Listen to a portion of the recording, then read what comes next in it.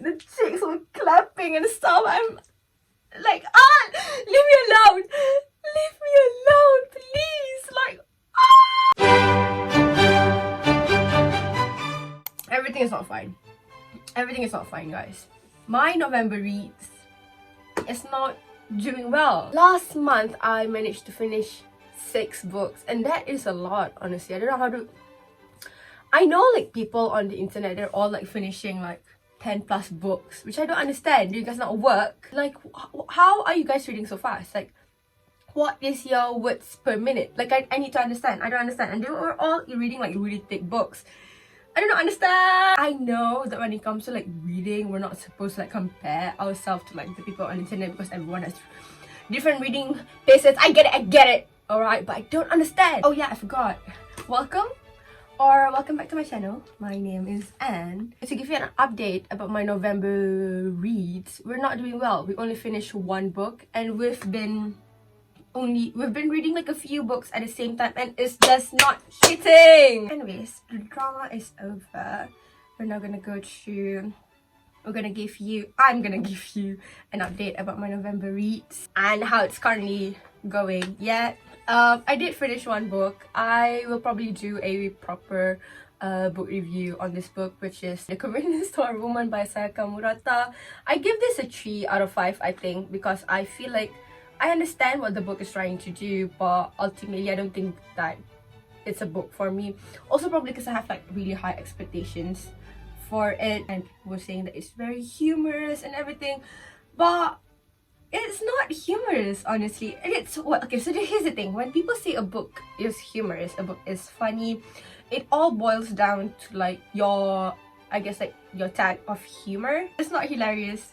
It's quirky. It is quirky. It's very, very depressing. You have the story about a woman who's working in a convenience store. When you follow this book, you understand why she stays to work in this convenience store, even though society deems it to be not a, what's the word for it, like not fulfilling, I guess. It is a commentary about, you know, capitalism, commentary about the rat race that we are in, how society treats people who do not typically fit in the neurotypical standards. And it's really, really sad. It's really depressing. And also part of the reason why I couldn't give this book like more than 3 stars, because there is one annoying character. I hear this agitating, grating voice. Like, he's really trashy, and the fact that he's a man as well really doesn't like help it at all. And I thought that he's gonna be like a character that is gonna stay for like a few chapters, but then he came back and he stayed. I understand the function of him in the book. He is basically like to tell you about like how the empty can is the loudest, which I get it, but it's just so annoying, and it kind of like ruined the reading experience for me. So that's like a not really quick book review of Convenience Store Woman, the only book that I finished in November. Next, I'm gonna tell you about the books that I'm reading. I don't have the physical copy of it, but it's It Happened One Summer by Tessa. Let me tell you guys, I don't know why, like, I have been like waking up and going to bed violently ill. But like once I arrive at work, all of the illness just disappear. So like I can't even like go to work and then suddenly be like, I feel so ill. I can't do that, because like once I arrive at school, I'm like completely fine.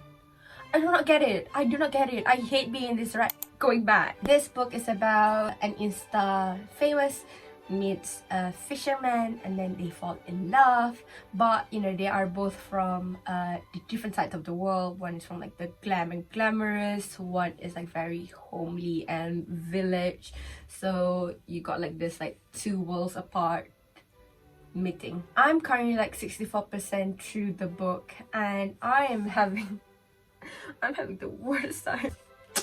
They just could not, for the love of God, like keep their hands to themselves. Like they're just so fucking horny. It's annoying. The girl went to visit the guy at the hospital, and it was supposed to be a cute visit, okay? It was supposed to be a heartwarming one, but they started going at it. The chicks were clapping, and I'm like, leave me alone! Leave me alone, please! Like, I'm so stressed! Another thing that's making me stressed about this book is that I am slowly coming to the realization that romance chick lit books, especially that has spiciness in it, I'm not the audience of the book, which is so sad. It makes me feel bad as well, because it makes me feel like I'm hating a genre that a lot of women enjoy, which is not the case. Like, I'm trying, but like, I just do not enjoy it. Now that I'm like 64% through the book, I can say I understand why this book is so famous. And the way that they both are just very communicative, and like they talk through like all of their worries, and it's very like attractive lah kan. But I cannot, like, I'm reading the book and I just want to like gosh my eyes out. The part in the book that I was reading this morning, I literally wanted to cry. He's like, it's one of the reasons, but it's also like, it's also because I don't like you crying. I'm just like I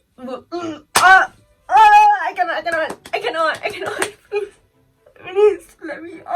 I do this funny thing every now and then where I enter my hetero era, in which like I really wanted to be in a relationship and I really want to be with a man. But every time I read this book, I was reading it when I was in my hetero era, but every time I read this book, it just like I cannot. That's it, you know, that's it. I'm just reading my notes because I feel like I talk way too much about that book that I'm like slightly not here anymore. Let's talk about this book. This is a collection of short stories by Jane Austen, Lady Susan, the Watsons, and Sanditon. I'm not sure if the Watsons and Sanditon is like incomplete because I haven't finished both of them. I'm currently reading the Watsons. The Watsons, the story is boring. The Watsons, the characters are bored. They're just so slow and it's so annoying. Literally, I was reading this yesterday and I started crying because I'm like, please leave me alone. I don't want to read anymore. Why do I have to finish it? Basically, the Watsons, it's about a spirited heroine finds her marriage opportunities restricted by poverty and pride, which is fun. You know, it's not fun. The style of writing, I mean, like, I've only read Pride and Prejudice and Lady Susan, so I don't exactly know how, like, her style of writing. But like, something about the Watsons just feel off. Like, I don't know, there's just too many M hyphens. Like, what is going on? I'm not exactly the kind of person that would like go like to look at the back what is going to happen, you know. But like for this one, it's just so slow. Like, I needed to know what's gonna happen, you know, because like, where are you taking me? Because I feel like you're not taking me anywhere, Jane Austen. And then even when I check like the ending ish, I am not even interested to know. You know, I feel like I really can go on and live not knowing what the Watsons it's about. The next book is A Man Called Ove. This is a book by Frederick Backman. A Man Called Ove is about this guy called Ove. He's a grumpy old man and the whole neighborhood just does not like him. And when you read like this first few early pages, you kind of like understand why people don't like him. He's just kind of like very he's not perfectionist, but like he's very adamant about how things should be. And I feel like we all know some old man, like old woman, or like old person in our life that is like very anal about things basically. But like one day a new family moved across him, and then we get to know about Ove a bit more, and like personally as well. And basically, like, you will see there's something about that is like, there's a reason why he's like that. I've read like until like page 27, and there's just a depressing undertone Like, all is well, really, like up to page 27, like up until where I'm currently reading it. But there's this sort of like there's just this sort of like depressing undertone that I don't think I'm ready for it yet. And especially because when I was reading this book, I'm currently pausing this book for a while, I was going down a mental spiral. I was not in a good place, and I feel like, you know what, maybe we're not gonna read this book yet. The next book, as I have hinted, I wasn't doing well, and then a few days ago I called my parents. And then my father said something like, akak lah ni, akak suka baca buku-buku yang depressing. Which I disagree. I don't think I read depressing books. Do I? But, and then he said like, read something lighter. I took that, and I understand that as you go and buy new books. So I went out and buy new books. So I bought a book which is The Sunbearer Trials by Aidan. This book is pitched as Percy Jackson meets the Hunger Games, and it's exactly that. So you have like this demigods competing in a trial, which is the Sunbearer Trials, to be the Sunbearer. Our main character Theo, he's a son of the goddess of birds, and he's like the lower level of god. So there's like ghosts and jade, so he's a jade. So usually jade demigods, they don't participate in the Sunbearer because the universe just don't choose them.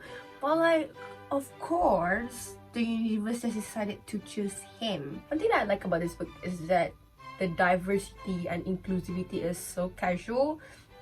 Like the author will mention something about there are people signing, and it's just like really casual about it.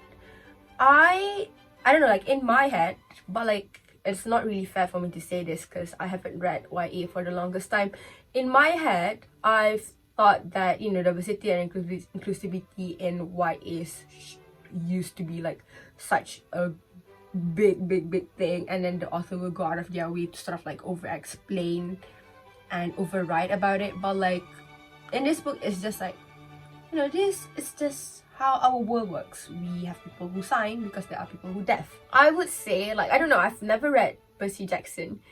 I just have never been on or like interested to jump on the Percy Jackson bandwagon. I just wasn't one of those girlies that are like interested in Greek mythology, Norse mythology, you know, those kind of mythologies. I'm just like not really into that. So I don't know like how much Percy Jackson-ish it is. I feel like compared to Hunger Games, the writing feels more young YA. I feel like with the Hunger Games, there is sort of like a... I've been trying to find a word for it, but like a sort of like grace and tact. Like giving a political commentary or like a societal commentary. It's just very graceful and very tact. But like the Sunbearer Trials, I feel like it's more simple, I guess. For like, so there's this part in the book where they were talking about like how, so the demigods, they are heroes in a way. They do like save people and stuff. So he was thinking about like, it's kind of like weird that this demigods, they're supposed to save people, but they are like separated. And this is how it is written. The detachment between goals and the mortals they devoted their lives to protecting seem unnecessary and a bit backward. So I don't know if you understand what I'm trying to say, but like it's just not as graceful, I guess. I don't know, but like I'm really liking it. It's nice because I feel like I probably read like too many heavy-ish books last week. So to read like a, you know, like a relatively lighter YA book just kind of like slowly helped me go back into my reading era. I don't think I'm in a reading slump, but it's just that everything is not hitting right now. There you go. That's the book that we've read. Not we, the books that I read, and not read, the books that I'm currently reading in November. And I hope you guys stay safe, stay healthy, and that's all. See you in the next video. It's always so awkward to end a video. Bye! Mwah! And this is my submission to be a booktuber. Alright? Please accept me in the community. Please.